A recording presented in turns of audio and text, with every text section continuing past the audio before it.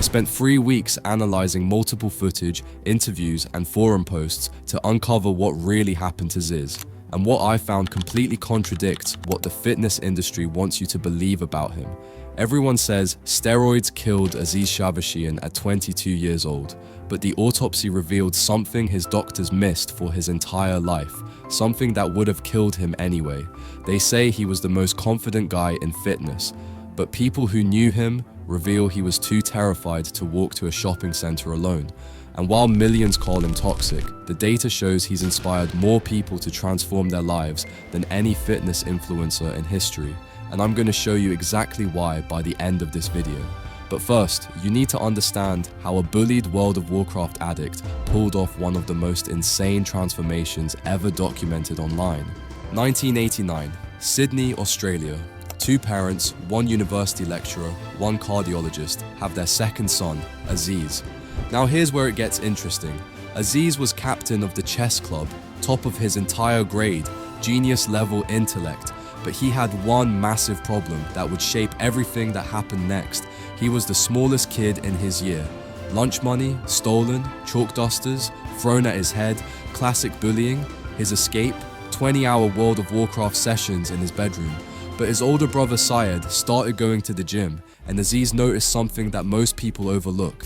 The guys with muscle weren't just more attractive, they had something else, something psychological, presence. Guys respected them without them saying a word. Girls gravitated toward them.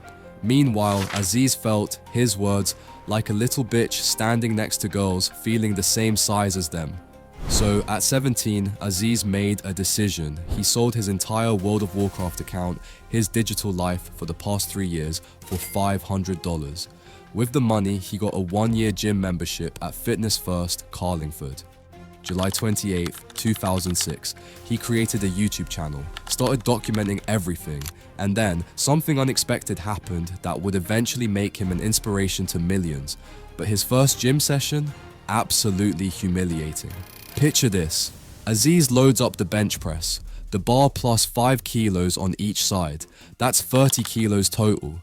He tries 15 reps, gets stuck on rep 14. The biggest guy in the gym has to rescue him with 1 hand. Most people would quit after that embarrassment, right? Aziz didn't quit. He evolved into something completely different. 1 year later, respectable gains. He's documenting everything on bodybuilding forums, building an online presence. But then he posts something shocking, a photo of an absolutely shredded physique with the caption, "This is what I'll look like in 1 year." People thought he was trolling. The transformation seemed physically impossible in 12 months. 18 months later, he posted an update, and this is where most people get the Ziz story completely wrong. Yes, he achieved the physique. Standing 6 feet 2 inches, shredded, aesthetic, but here's what actually made him legendary.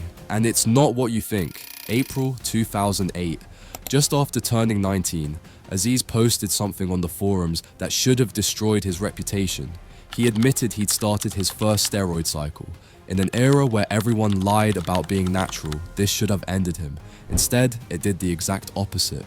Because while everyone else was lying, Aziz was about to crack a code that billion-dollar fitness brands still don't understand. Here's what made Ziz different from every fitness influencer before or since. He didn't take himself seriously. Every other bodybuilder was intimidating, aggressive, serious. Ziz, he played up the gym bro stereotype so hard it became performance art. Interviewer, what are your political views? Ziz, whichever politician is most aesthetic. Barack Obama is pretty aesthetic for politicians, so he deserves to run the country. What's your religion? Shredology, the belief that you achieve heaven at 6% body fat. What quality do you value most in friends? Body fat percentage. But here's the genius move. He'd openly admitted to steroids. So when girls would message him, he'd troll them with responses like, "You're a 7 out of 10 at best. I'm a lot more beautiful than you physically. I would only chat with people on my level genetics-wise to pass strong genes to my children. You'll bring our children down 2 points." He'd post these screenshots to his 400,000 Facebook followers. He made TV appearances, created his own protein brand, and made a book deal. From 0 girls in high school to, his words, a few hundred in the last 3 years. The skinny World of Warcraft kid had become exactly what he set out to create. But, and this is crucial, there was a darker pattern emerging that nobody was paying attention to, a pattern that would eventually explain everything about what happened in that sauna in Thailand. First, you need to understand what fame actually did to the real Aziz. Remember I said everyone thinks Ziz was the most confident guy in fitness? Here's the reality. People who knew Aziz personally say he was completely different offline, goofy, dorky, sweet, but also deeply insecure. Festival appearances, 400 to 500 people asking for photos every single time. Shopping trips, strangers yelling, "Come at me, bro," constantly. He started refusing photos.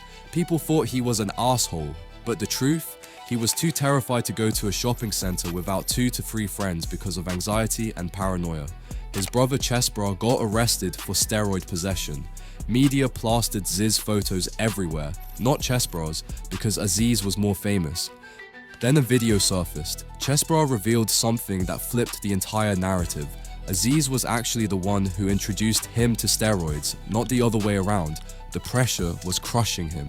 August 2011. Aziz posted on Facebook, "I'm officially finished with being Ziz. I found myself in a lifestyle with no genuine substance, meeting fake people who wouldn't give me the time of day if I didn't look this way." At 22 years old, everything he wanted, the physique, the fame, the girls, but he felt trapped by his own creation. 4 months later, he booked a flight to Thailand. August 5th, 2011, Pattaya, Thailand. Aziz was supposed to come home that day. His brother Syed told him the family missed him, but Aziz extended his trip. He needed to escape the chaos in Sydney, just a few more days of peace. That afternoon, Aziz went to a sauna, and then his heart stopped. August 8th, a knock at the door of the Shavashian family home. Not Aziz, a police officer, holding a death certificate. Syed had lost his best friend and brother. Now here's what the autopsy revealed. And this is what everyone gets wrong about Ziz's death. Yes, he had an undiagnosed heart condition, a congenital defect that could have killed him at any time, 20, 30, 40 years old.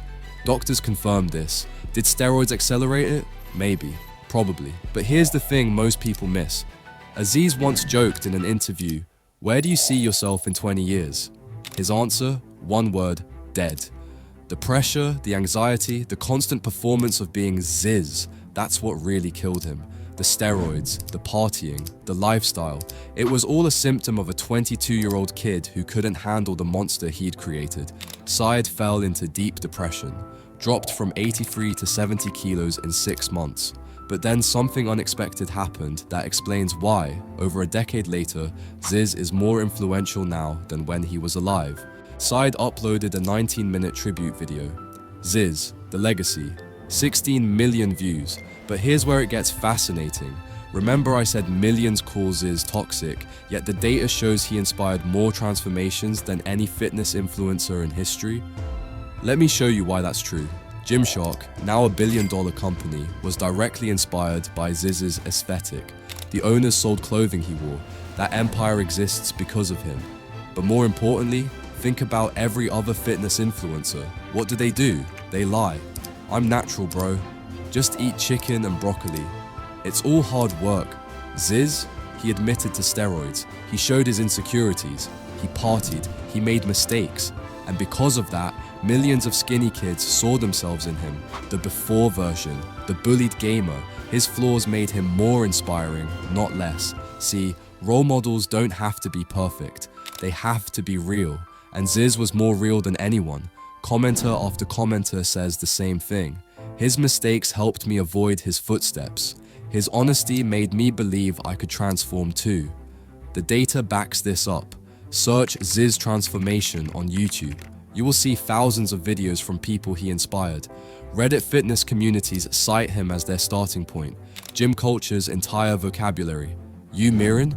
We're all gonna make it. That's all him. He died at 22. But Ziz, the idea, the mindset, the legacy, immortal. Because he showed an entire generation that transformation isn't just physical.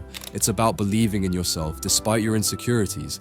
It's about being authentic even when it's uncomfortable.